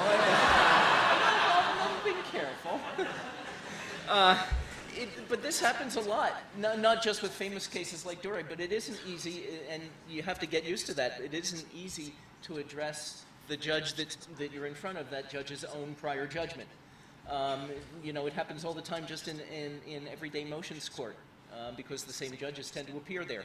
And anyway, I think you did it with some humor, which I liked, but you have to do it with confidence, and more power to you. And then you have to agree with the judge. Yeah, of course. Well, As you right. said in Doré. As you cleverly said. Okay, Ms. Kirby. The Crown has a tough road here, especially with a university audience. The Crown has a tough road here. And I say that not necessarily because the law is against you. In fact, I think you did a pretty good job here and in your factum, showing that what the appellants are trying to do, what the appellant is trying to do is in effect stretch the law beyond where it really stands today. Your problem, of course, is that in some ways that's the attractive part of the appellant's case. But I thought you made a really credible showing of putting forward a position that might not be popular in the audience, in the room, That is also, though, an incredibly important lesson. I think you taught us you demonstrated an important lesson for advocacy, regardless of what side you find yourself on. Advocacy is a matter of sort of sticking to the logic of your position, which you did with strength. So, congrats. And Ms. Sundararaj, I'll say the same thing to you. You didn't have a real popular position, I think, but I thought you did a good job in a lot of the stages of your argument. You were also forced to jump around in your argument, which is never an easy thing. But actually, none of you were knocked off course. I see this all the time in court. That is, if the judge is active right from the beginning, it completely knocks the lawyer off course, and none of you fell into that trap. You were ready to bounce back. I thought you did a very nice job. Right at the beginning, you had to jump to the second stage of the equality test. You had to answer the question about what has the government done to ameliorate the problem. I'd say you kind of you had some hesitance in your voice coming back and saying it's a complex social problem. It's not just a problem for this person on trial. It's a complex social problem. It is a complex social problem. You're right. And you addressed, I thought, really intelligently the question of how the Charter's designed, really, to remedy discrete rights violations for individuals. It is possible that the Charter's not the right instrument to cure a deep social ill in this way. That's a tough argument. It's a hard one to make in the legal community, especially. We tend to be Charter champions. But I think you made the point really well. It's an intelligent point and one that has to be made. So congrats to you, and congrats to all four of you. Thank you. So yes, it was a really, really great pleasure to be part of the panel judging this moot. You all did an excellent job in your advocacy style, clear speaking, great voices, all four of you, loud enough but not shouting at us. And really, really, I know how much experience at least you two have had, and obviously you two have as well. And it really, really showed, and it's very much appreciated by judges.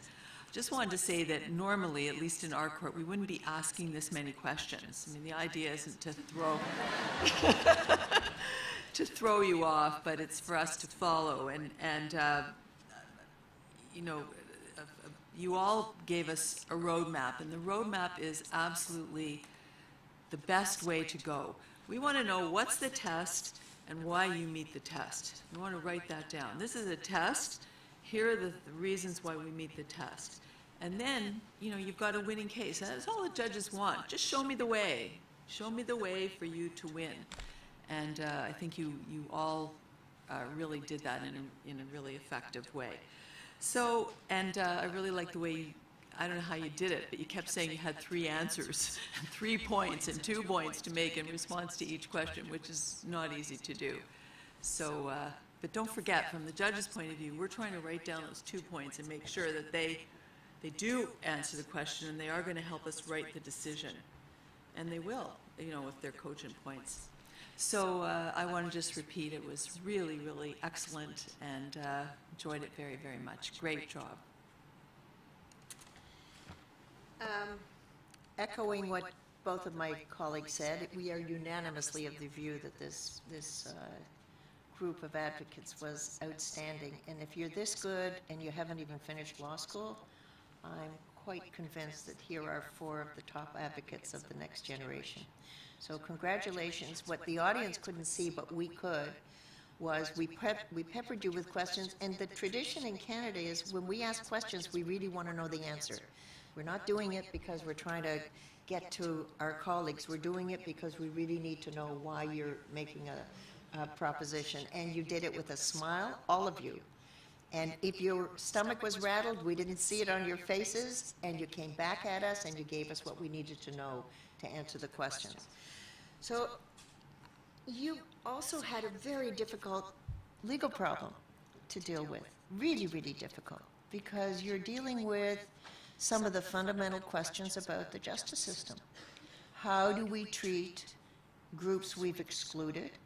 How do we bring them into the paradigms we've developed for people who aren't like them? What adjustments do we make without letting people think we're just being arbitrary and whimsical depending on which group is in front of us? What's the role of the state, the government? What's the role of the court? Where does the charter come in to fix problems? What do we do when we get recommendations? Is the government obliged to go along with every recommendation that's being made? Do we continue to look at how well-intentioned the government was, or do we look at the impact? And here it's about identity, it's about inclusion, it's about how we define access to justice.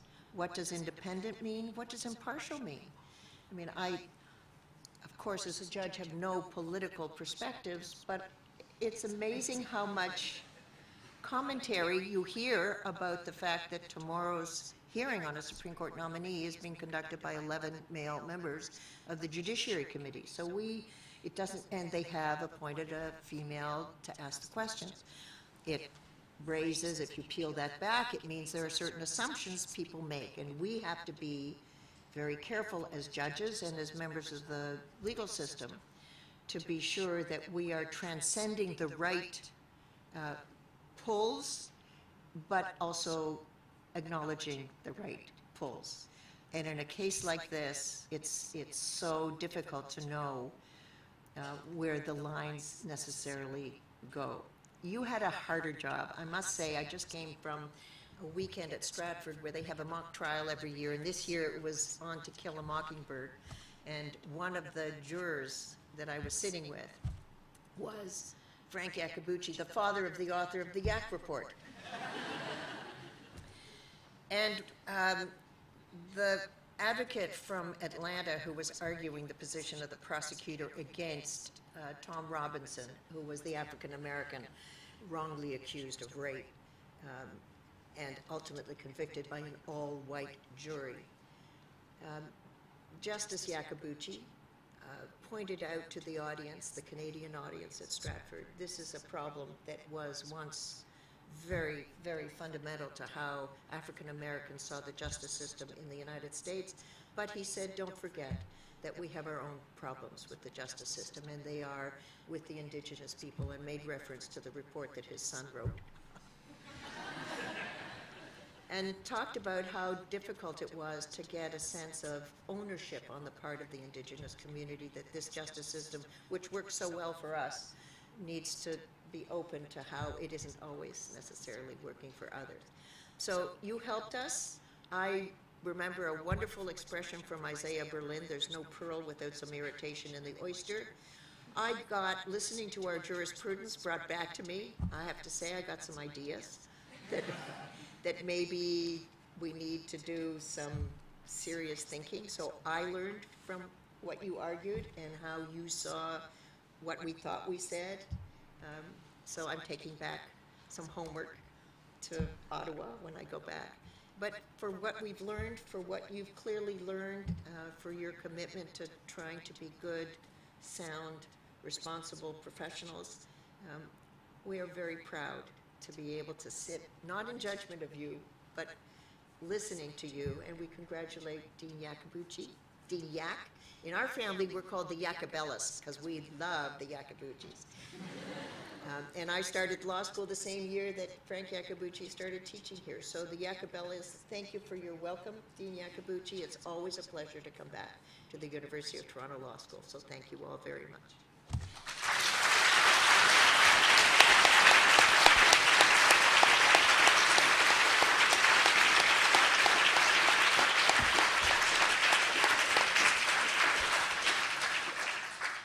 Thank you so much. On behalf of the Moot Court Committee, we just have a few last words. This event is a tremendous amount of work, and we could not put it on every year without a massive amount of support. So we have a lot of thank yous that we are obligated to and are glad to make. First, I'm sorry.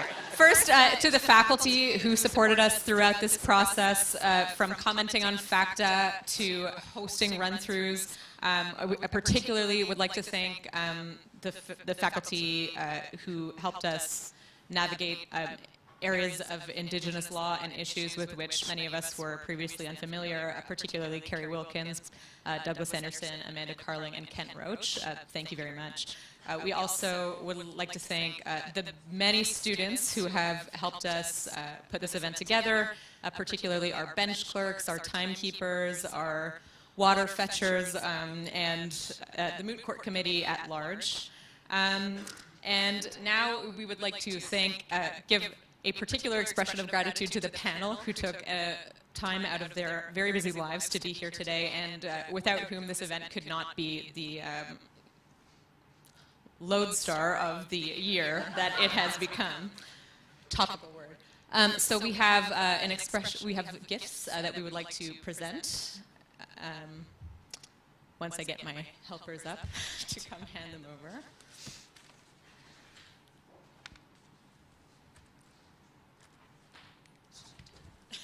Can I just say, since it's so quiet in here, I might as well jump in. So we don't these get are- it much. Just let me say, it has, I mean, I love coming and doing the Moot, but to be able to do it with two close friends like Justice Feldman and Justice Morgan was a special privilege. So thank you for that. Thank you so much. Yeah, a real privilege to know we're coming with Rosie. I didn't know it was going to be Ed until today, and that was a big bonus. So we have 3 Cape Dorset prints, and we would like to acknowledge Philip Jevick and his Gallery Jevick in Yorkville. They have included with them books about the artist. Thank you. So we hope that you enjoy those. And without further ado, we would like to extend a massive thank you to McCarthy Tetro. The lawyers there donate a massive amount of time and support to this Moot, without which it absolutely could not occur. So a thank you especially to Christine Wadsworth and Megan Bridges, who have been instrumental throughout this process, and we would not be here today without them. So we would like to invite Sarit Batner up to give a last speech.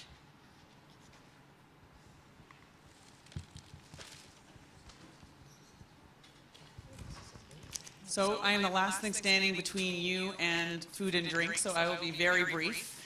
I just wanted to say on behalf of McCarthy's, it's hard to express how excited we are year in and year out to sponsor this event. It is really amazing to come every year. McCarthy's has been sponsoring this event quite literally for decades, and to come and hear advocacy at its finest. I echo the comments of the panel. You guys invest so much. It is so great to hear you. It's exciting for us who have been doing this for a couple of decades to see what the next generation holds. I'm here with a number of my colleagues. Many of us had the privilege of being Grand Mooters, and many of our alumni are Grand Mooters. We think this event is really quite fantastic. So thank you all, and frankly, to the audience to come and support the program. We think the mooting program is really fundamental to energizing our future advocates and to really getting people engaged in the issues. One other brief thing I would say, I was actually in Stratford and watched that moot, and I must say it's too bad you can't take this show on the road, because I do really think this issue is so complicated, and you guys unpacked it so well that it really was a topical for whomever picked the topic, and you guys really delivered it amazingly. So congratulations. We have a small token of our admiration of your superb work from McCarthy's for each of you. And I think I'm the last, okay. I'm not the last word. I'm so sorry to everyone else, but we do have to thank Chris and Devin personally. They've become our close friends in this process. They worked extraordinarily hard on developing this problem, put a lot of time and effort into this, and they did almost everything behind the scenes in terms of making this event actually work. So thank you, Chris and Devin, and we have something for you as well. But otherwise, everyone's all free now.